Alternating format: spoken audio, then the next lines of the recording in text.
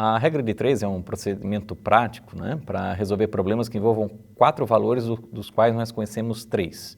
Então, a gente sempre vai descobrir um quarto valor através de 3 que já são previamente conhecidos. Para poder montar uma regra de 3, nós precisamos primeiro entender se as grandezas envolvidas na regra de 3, as variáveis envolvidas, elas são diretamente proporcionais ou inversamente proporcionais.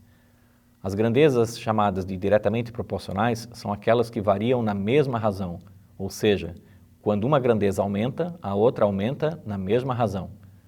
Como exemplo, eu coloco aqui uma figura colocando 2 variáveis, variável peso e variável altura.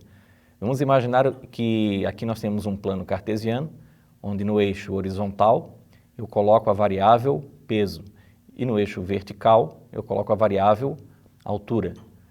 Cada uma dessas bolinhas azuis é considerado um indivíduo. Então, cada indivíduo tem um peso e uma altura. O que a gente acaba observando nessa nuvem de pontos é que esses indivíduos localizados aqui embaixo, eles têm baixa estatura e, ao mesmo tempo, pouco peso. Enquanto esses indivíduos localizados nessa parte mais superior, eles têm uma estatura mais elevada pelo eixo Y e maior peso pelo eixo horizontal. Isso é evidente, porque as pessoas que têm maior altura têm mais massa corporal, então, consequentemente, terão maior peso, né? E as pessoas mais baixas, por terem menor massa corporal, também terão menor peso. Então, é natural que peso e altura sejam consideradas grandezas diretamente proporcionais. Quando uma cresce, a outra cresce, quando uma diminui, a outra diminui. Mas isso não ocorre com todas as grandezas. Existem grandezas ou variáveis que são consideradas inversamente proporcionais. Ou seja, elas variam segundo razões inversas, né? Quando uma variável aumenta, a outra diminui. Então, como exemplo, vamos pegar a variável renda familiar e comparar com o número de filhos. Vamos estudar, então, famílias. Em vez de indivíduos, agora nós vamos estudar famílias. Cada um desses pontos apresentados no gráfico, no plano cartesiano, é uma família, sendo que no eixo horizontal eu vou colocar a quantidade de filhos que cada uma dessas famílias tem. E no eixo vertical eu vou colocar a renda familiar. O que a gente acaba de observar nesse gráfico é que essas bolinhas aqui indicam que eu tenho famílias com renda familiar mais elevada e, ao mesmo tempo, poucos filhos. Enquanto essas outras famílias localizadas aqui nesse extremo, elas têm um grande número de filhos e renda familiar mais baixa. Então, a gente observa que eu tenho aqui uma nuvem de pontos que forma uma figura eminentemente decrescente, né? Porque a gente vê que as 2 variáveis são inversamente proporcionais. Sempre que existe essa proporcionalidade inversa, eu tenho uma nuvem de pontos com tendência decrescente. Ou seja, no caso, a renda familiar é inversamente proporcional ao número de filhos. Quanto maior a renda, menos filhos. Quanto mais filhos, menor a renda. De posse dessas informações, vamos começar a entender as regras de 3. Temos a regra de 3 simples e a regra de 3 composta. A regra de 3 simples, ela é montada quando eu tenho 2 valores de uma grandeza e um valor de outra, sendo que o terceiro valor a ser descoberto é a incógnita, e ele é descoberto com base nas 3 informações anteriormente descritas. Então, vejamos aqui um exemplo, um exercício resolvido. Com uma área de absorção de raios solares de 1,2 metros quadrados, uma lancha com motor movido a energia solar consegue produzir 400 watts por hora de energia. Aumentando-se essa área para 1,5 metros quadrados, qual será a energia produzida? Então, o primeiro passo, depois da leitura do problema, é montar uma tabela e tentar identificar nessa tabela as relações que existem entre as variáveis. A primeira variável é a área em metros quadrados da área de absorção de raios solares que a lancha tem. Então, para uma área de 1,2 metros quadrados, essa lancha produz energia equivalente a 400 watts por hora. A pergunta é que se essa área for aumentada para 1,5 metros quadrados, a quantidade de energia gerada será X, eu não sei, então a gente coloca incógnita X. Então, montei a tabela com os dados retirados do problema. O primeiro passo para a resolução é agora identificar o relacionamento das variáveis, né? Então, na variável energia, onde tem o X, eu coloco uma flecha, ela pode ser apontada para cima ou para baixo, tanto faz. Aqui eu optei por deixá-la apontada para baixo, indicando que a energia vai crescer nesse sentido. Ou seja, aqui embaixo eu terei mais energia, aqui em cima eu terei menos energia. Então, partindo do pressuposto que eu vou aumentar a quantidade de energia gerada, a quantidade de energia gerada aumenta quando eu tenho uma área maior ou uma área menor para essa área de absorção de raios solares. É evidente que eu preciso de uma área de absorção maior. Então, se a energia cresce neste sentido, a área em metros quadrados também vai crescer no mesmo sentido. Então, as duas flechas ocupam o mesmo sentido, a mesma direção, indicando que as duas variáveis são diretamente proporcionais. Feito essa descoberta, eu posso simplesmente montar a equação. Ó. Coloco 400 dividido por x igual a 1,2 dividido por 1,5.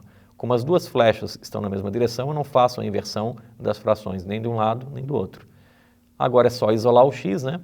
1,2, o x é igual a 1,5 vezes 400, x é igual a 600 sobre 1,2, que vai dar 500 watts por hora. Então, eu vou achar o valor da incógnita, né? Através de uma regra de 3 simples. O exemplo 2 já trata de uma regra de 3 simples, porém inversamente proporcional. Vamos ler o enunciado do problema. Para construir uma casa, 10 pedreiros levam 30 dias.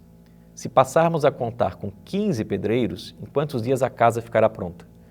Então, vamos como primeiro passo montar a tabela. Quantidade de pedreiros. Para 10 pedreiros, o tempo de construção da casa é 30 dias.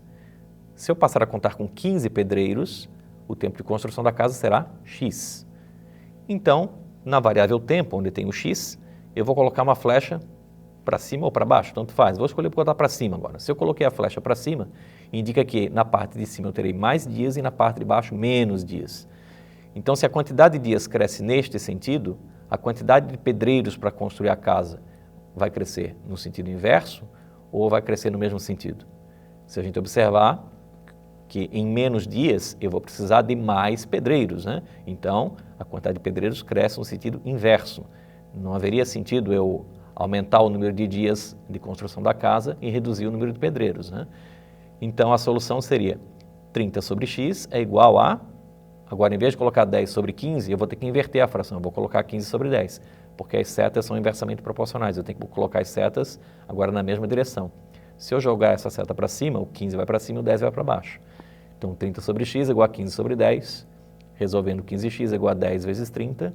X é igual a 300 sobre 15, que dará o resultado de 20 dias.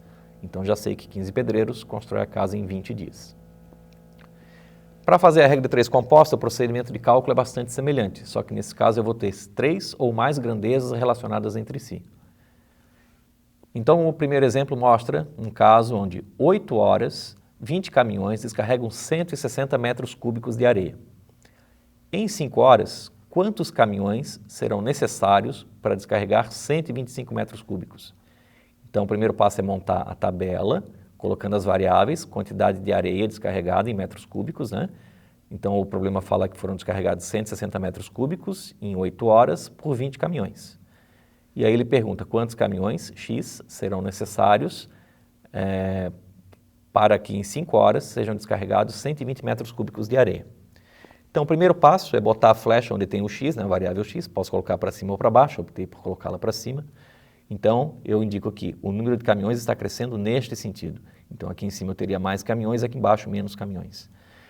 Então, se a quantidade de caminhões cresce nesse sentido, eu vou pegar essa variável caminhões e comparar isoladamente com cada uma das outras duas variáveis. Primeiro com a variável horas. Entendo da seguinte forma, se para fazer um serviço eu vou usar mais caminhões, esse serviço vai ficar pronto em menos tempo ou em mais tempo? Ora, se eu uso mais caminhões, eu vou descarregar em menos tempo, né? Então, a variável é inversamente proporcional. Não importa que o número 8 é maior que o número 5 e a flecha ficou apontada para baixo. Eu não estou olhando para os números nesse momento, eu estou olhando para a variável.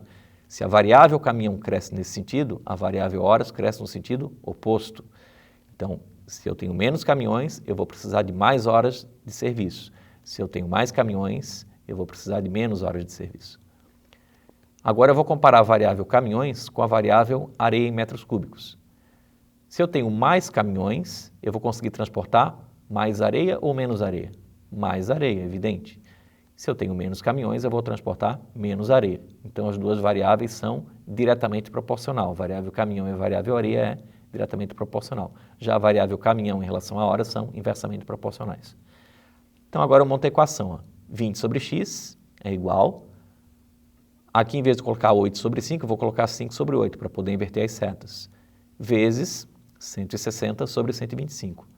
Depois eu vou fazer o procedimento matemático de isolar o x da equação e terei como resposta 25 caminhões. Então, será necessário 25 caminhões para que em 5 horas sejam descarregadas 125 metros cúbicos de areia. Um outro exemplo, exemplo 2, fala da seguinte forma: se para imprimir 87.500 exemplares, 5 rotativas gastam 56 minutos, em que tempo 7 rotativas iguais às primeiras imprimirão 350 mil desses exemplares? Então, o primeiro passo é montar uma tabela. Eu coloco aqui a quantidade de exemplares, pode ser revistas ou jornais, né?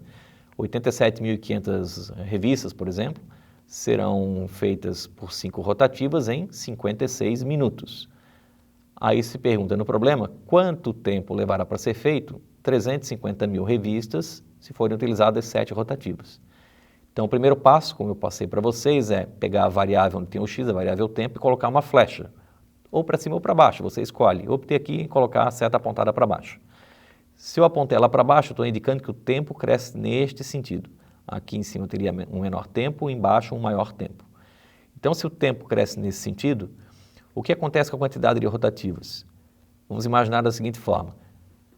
Se eu tenho menos tempo para fazer um trabalho, esse trabalho será feito de impressão, né? Esse trabalho de impressão, será necessário mais rotativas ou menos rotativas?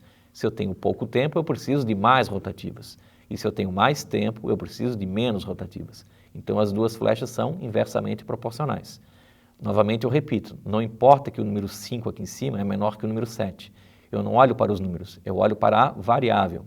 Então, se a variável tempo cresce nesse sentido, a variável rotativa cresce no sentido oposto, independente dos números que aparecem na tabela.